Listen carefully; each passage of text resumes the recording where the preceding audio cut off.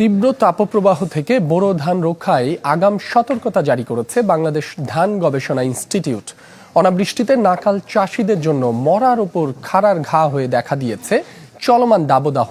ফলন নিয়ে শঙ্কা থাকলেও বিজ্ঞানীরা বলছেন এতে ধান ফসলে তেমন কোনো ক্ষতি হবে না।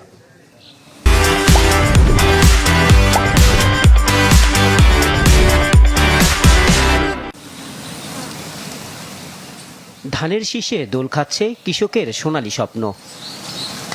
চলতি মাসেই শুরু হবে ধান কাটা ও মাড়াইয়ের কাজ,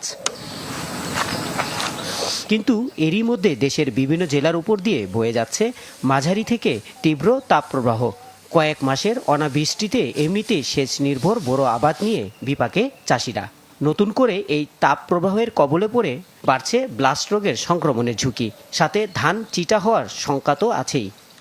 লম্বা করানো হওয়ার কারণে ধান ছেড়ে মানে কিছু বাইরেছে, কিছু বাইরেছি, কিছু বাইরেছে না, আবার কিছু যেটি বাইরেছে শুকায় গেছে গা, শুকায় সাদা সাদা হয়ে গেছে গা।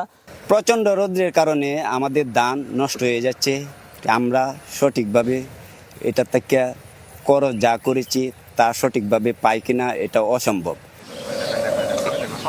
এদিকে গত 2 এপ্রিল তাপ প্রবাহ থেকে ধান রক্ষার আগাম সতর্কতা দিয়েছে বাংলাদেশ ধান গবেষণা ইনস্টিটিউট।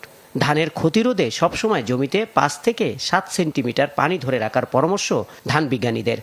ফুল ফুটার সময় যদি আমি যেটা বলেছি, যদি উচ্চ তাপমাত্রা পড়ে 35 ডিগ্রি সেলসিয়াসের বেশি 1 ঘন্টা যদি পড়ে 1 থেকে 2 ঘন্টা, তাহলে শীষ সাদা হয়ে যেতে পারে। তো আরেকটা হলো যে পানির যদি অভাব হয়, আমরা যেটা জানতে পেরেছি যে মাঠ পর্যায়ে কোথায় কোথায় বেশ পানির অভাব দেখা যাচ্ছে। তো সেই ক্ষেত্রে কিন্তু পানির যদি অভাব মিটানো না যায়, সেক্ষেত্রে কিন্তু অবশ্যই ধানের শীষ শুকিয়ে যাওয়ার সম্ভাবনা থাকে। যদি কৃষকরা এখন যদি পানির ক্রাইসিস এতটুকু যদি তারা নির্বাহ করতে পারে মাঠে, তাহলে আমার মনে হয় না যে তেমন বেশি অসুবিধা হবে। দাবদাহের কারণে সবচেয়ে ঝুঁকিতে আছে বরেন্দ্র অঞ্চল। রহমান ফয়েজ, চ্যানেল 24, ঢাকা।